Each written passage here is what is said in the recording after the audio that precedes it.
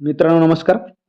Only जी R या YouTube प्लॅटफॉर्मवर आपल्या सर्वांचं स्वागत आहे. तर बघा, महाराष्ट्र शासनाच्या शालेय शिक्षण व क्रीडा विभाग यांच्यामार्फत दिनांक 29 ऑगस्ट 2025चं आयुक्त शिक्षण महाराष्ट्र राज्य पुणे यांना दिलेले हे पत्र असणार आहे. आणि हे पत्र जे मित्रांनो TET 2019 या परीक्षेतील जे गैरप्रकाराशी संबंधित उमेदवार असतील त्यांना नियुक्ती देण्यासंदर्भातलं पत्र असणार आहे.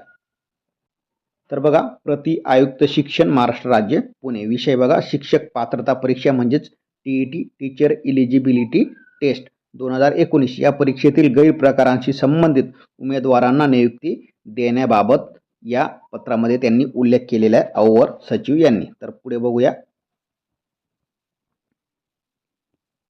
महोदय, शिक्षक पात्रता परीक्षा 2019 मधील गैरप्रकाराच्या अनुषंगाने सायबर पोलीस स्टेशन पुणे शहर पुणे येथे दाखल असलेल्या 56/221 व 58/221 या प्रकरणी झालेल्या तपासात ज्या उमेदवारांची नावे आढळून आली आहेत, ज्यांना CTET अथवा B.Ed या आधारावर TET 22 ही परीक्षा उत्तीर्ण केली आहे व ज्यांनी शिक्षण सेवक पदावर नियुक्ती मिळावी म्हणून मान्य उच्च न्यायालयात दाखल केलेल्या याचिकांवर न्याय निर्णय पारित झाले आहेत, अशा उमेदवारांच्या संदर्भात खालीलप्रमाणे कार्यवाही करण्यात यावी.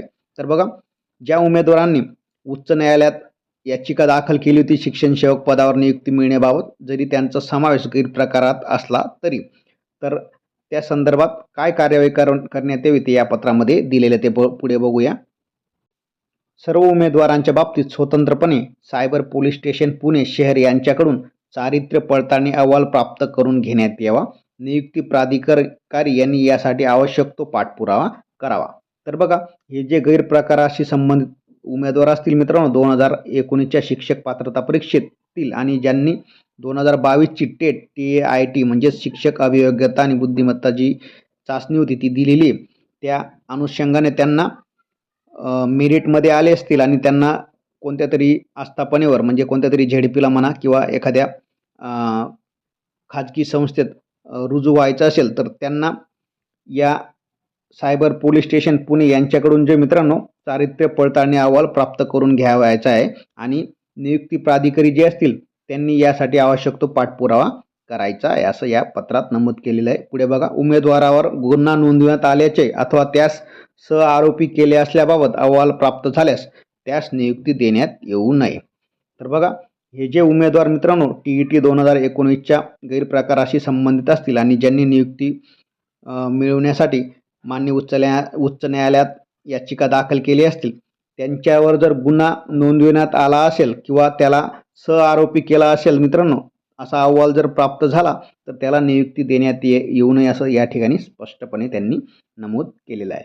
पुढे बघा, उमेदवारावर अद्याप गुन्हा नोंदविण्यात आला नाही अथवा त्यास आरोपी करण्यात आले नाही असा अहवाल प्राप्त झाल्यास या पत्रासोबत जोडलेल्या नमुन्यात नोटराइज्ड शपथपत्र उमेदवारांनी सादर केल्यास त्यास शिक्षण सेवक पदावर नियुक्ती देण्याबाबतची कार्यवाही नियुक्ती प्राधिकाऱ्यांनी करावी. तर बघा, जे उमेदवार या TET 2019च्या गैरप्रकाराशी संबंधित असतील परंतु त्यांच्यावर जर गुन्हा कोणताही नोंदला नसेल आणि असा अहवाल प्राप्त झाला असेल म्हणजे संबंधित नियुक्ती प्राधिकारी यांना, तर त्या ठिकाणी त्यांना उमेदवारांना जी मित्रांनो ती नियुक्ती त्यांना देण्यात यावी असं या ठिकाणी नमूद केलेलं आहे. परंतु त्यांच्याकडून एक शपथपत्र जे आहे ते सादर करण्यास सांगितलेले या पत्राच्या अनुषंगाने, ते देखील खाली बघूया आपण.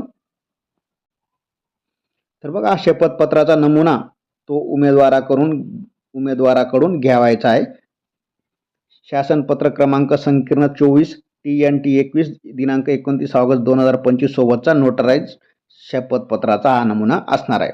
तर बघा, या ठिकाणी उमेदवाराचं नाव असणारे, वय असणारे, त्याचा ॲड्रेस असणारे, त्यानंतर मोबाईल नंबर असणारे.